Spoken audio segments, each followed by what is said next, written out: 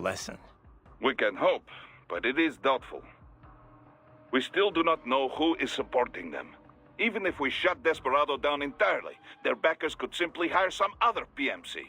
Whoever it is, do you really think they're interested in the pipeline? Who'd benefit besides the Georgians? Hard to say. Whatever the plan was, it went up in flames with Dulceyev's suicide. The problem is that there are countless companies and governments profiting off the BTC pipeline. Whoever is behind it, they may be too big for a simple security firm like us to do anything. Yeah, one thing we do know, though, is that Sundowner's more than just a pawn in all of this. We need to watch him. Trafficking or not, we need to stop their operation here. Find the evidence, and perhaps we can do that. And Tovarich, be careful. Have you ever worked with this client of ours before? Duh. Several active human rights groups engage in non-violent interventions like this one. Typically, they hire firms like ours to provide security and backup. Most serious human rights abuses take place in unstable regions, after all. Legitimate human rights groups, not fakes set up by oil firm or such things, they cannot handle it. Yeah. It's different for private groups working in hostile regions, especially when some of that hostility comes from the local authorities. Indeed. NGOs and security firms play a greater role in peacekeeping, too. You know, DDR business. Disarmament, demobilization, reintegration. Like the UN runs it. Usually, carrying weapons is not permitted for the group involved, for obvious reasons. So outfits like ours run guard duty. If the locals don't like armed peacekeepers, then they pretend to be unarmed observers instead. Duh. It's beneficial for the client if the locals are aware of the firepower backing them, though. I've drank tea with the sort of people my company would normally be pushing back with the butts of our rifles. It's very different from usual. More direct sort of security work, especially at beginning. But I got used to it. Less danger of unexpected conflict, and the pay is pretty good. We've built a good reputation for this kind of work. This is why NGO hired us for this job. How are things back in Abkhazia? Thanks to the full efforts of the workers, power was restored in just 2 days. Pretty impressive. Only the power plant is back online, though. Refinery itself will likely be out of service for months. Fuel sent from Supsa is being used to power the plant for now. Just wish I could have stopped him. Impossible without a sniper. And in our focus on anti-cyborg combat, we were unprepared. Thankfully, other than financial losses, few Abkhaz citizens were seriously affected. The plant workers had already been evacuated, and most were hired back on to rebuild the refinery. We received payment and are not being blamed for the suicide blast. Good to hear. It should go a long way to help fix our reputation. Duh. And even more good news. Desperado is down one of its top captains. Let's hope they learned a lesson. We can hope, but it is doubtful. We still do not know who is supporting them. Even if we shut Desperado down entirely, their backers could simply hire some other PMC. Whoever it is, do you really think they're interested in the pipeline? Who'd benefit besides the Georgians? Hard to say. Whatever the plan was, it went up in flames with Dulceyev's suicide.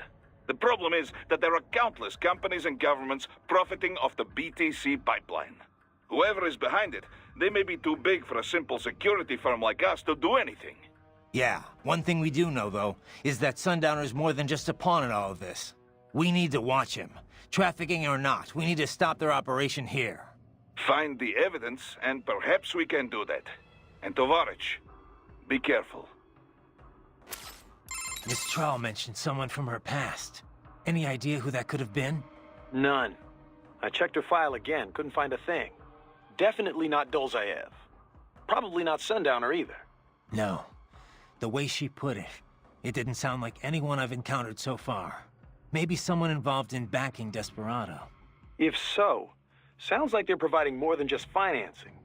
Maybe they share the same philosophy. That'd be bad. People willing to die for their leaders aren't so easy to predict. Yeah, but other than the wins, Desperado's cyborgs are all just hired contractors. They're probably emotion suppressed with nanos or drugs or whatever, but that's about it. You're probably right. You know, I've never really developed a taste for climbing through sewers. And Guadalajara's aren't exactly wowing me either. This place isn't gonna go up in flames, right? I think I saw something about that in the briefing.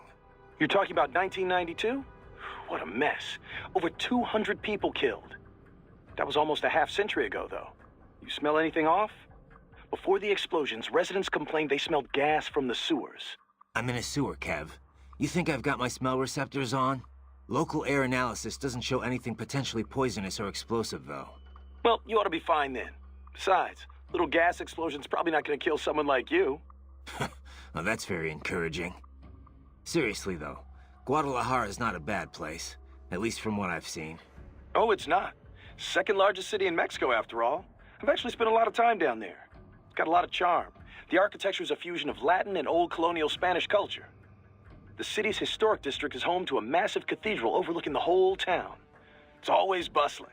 It's a lot of fun just kicking back and watching the locals. Walking around the Libertad, taking in the sun with a cerveza in one hand, mariachi band nearby. No better way to spend a weekend, let me tell you. If this PMC thing doesn't work out, you'd make one hell of a tour guide. Meanwhile, I'm down in this dark, filthy, humid, cramped sewer. Also, if you ask me, the girls over there are the hottest in all of Mexico. You wouldn't believe some of the chicas I've chatted up. On the street, in the shopping malls, at the bars. Sounds like better company than a robo-wolf and a bunch of plague-ridden mice. Well, hang in there. I'll buy you a shot of tequila after we wrap this up. The city of tequila's not far, actually. That's where it originated. I'll take you up on that. Now let's get this over with. Hey, Kev, let me ask you something. What's up? We've been over pretty much all the... No. Those girls in Guadalajara, you never told me what happened. Jeez, man, we're in the middle of a mission here. So they used you for free drinks and then took off, I take it, huh? Well, they weren't really my type. I'm more of an intellectual, you know? I don't go for just any random girl at a bar. Looks are one thing, but I need someone I can talk to. Someone fun but clever with a good sense of humor. Yeah, that's what I thought. Look, Kev, you're in your 30s now. It's time to stop holding out for Lil Miss Perfect. You just need to find someone nice. You know, settle down, start a family. Okay, Mom. Okay. Laugh all you want, Kev, but having kids will change your life. I can't see him all the time with work and all. But whenever I'm back home, he's always so excited to see me. When I see that, I feel like, you know, I want to do whatever I can to keep him happy. Sure, I hear you. But look, man, I was just having some fun in Mexico. Wasn't seriously searching for a wife or anything. I know, but separate from that, I just think you've gotten too damn picky. I can understand trying to find the ideal woman when you're young, but you know what? It's those little imperfections, those idiosyncrasies that keep things interesting in the long run. You come to appreciate that kind of stuff in a lifetime relationship. Idiosyncrasies, huh? Like if she snores or she talks loud during movies? Well, not if she talks during movies. A man's gotta have some standards. Miss Trall mentioned someone from her past. Any idea who that could have been? None. I checked her file again, couldn't find a thing. Definitely not Dolzaev. Probably not Sundowner either. No.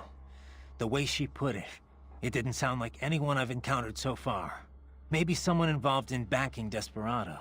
If so, sounds like they're providing more than just financing. Maybe they share the same philosophy. That'd be bad.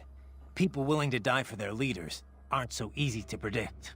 Yeah, but other than the wins, Desperado's cyborgs are all just hired contractors. They're probably emotion suppressed with nanos or drugs or whatever, but that's about it. You're probably right. Miss Trall mentioned someone from her past. Any idea? None. No. Maybe If that... Yeah, I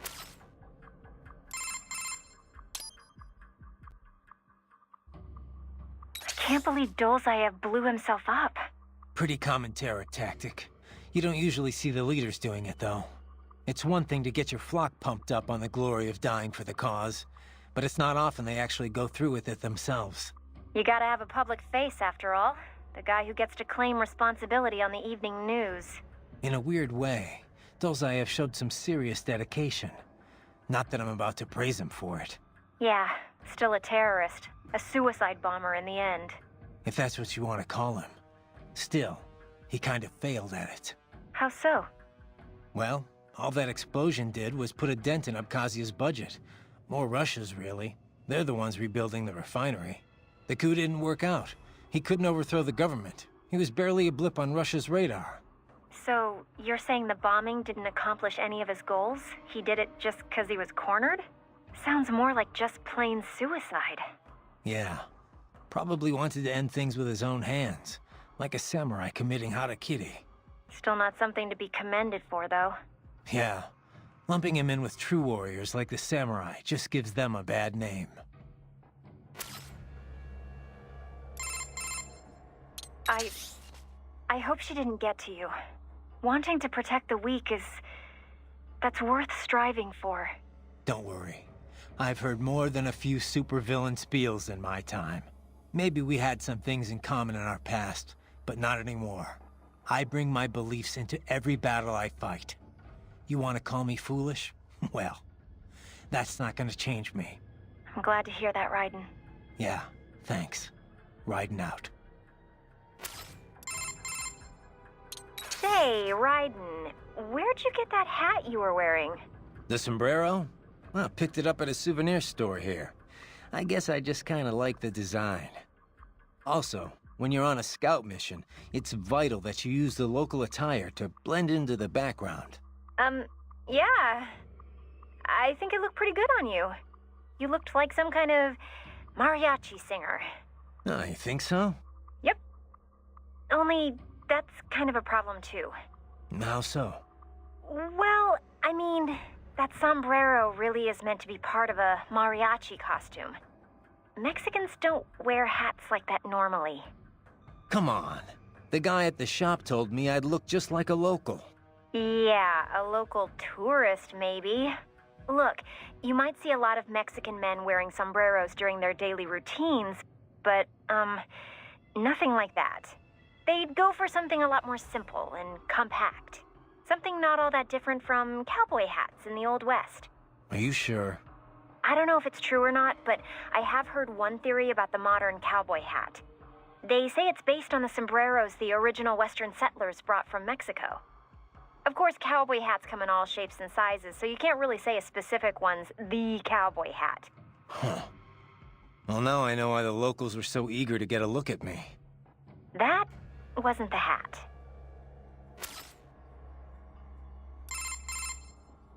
By the way, Raiden, have you ever eaten nopalitos? They're typically called nopales. Huh. Oh, like that street vendor was selling. Nope. No pales. Well, that's too bad. You really ought to try some while you're in the area. Yeah, but it's from a cactus, right? Doesn't it taste all thin and watery? Not at all.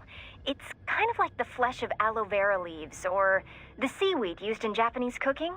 It's got this really soft but crunchy texture, and it's really versatile. You can eat nopales as is in a salad, saute them, stir-fry them with steak, put them in tacos. You can even toss them in a blender to make some juice. I had no idea. Tell me about it. I got hooked after Boris took me to this one Mexican restaurant. After that, I just had to learn more about them. Ooh, for example, they're really low in calories. They also have lots of soluble and insoluble fiber, which not only promotes digestion, but is great for maintaining healthy cholesterol and blood pressure levels. It's even thought to help prevent intestinal cancer. It's packed with healthy stuff too, like vitamins B and C, potassium, and iron. Okay, I get it. It's good for you. So how does it taste? Huh? I just told you. Never mind.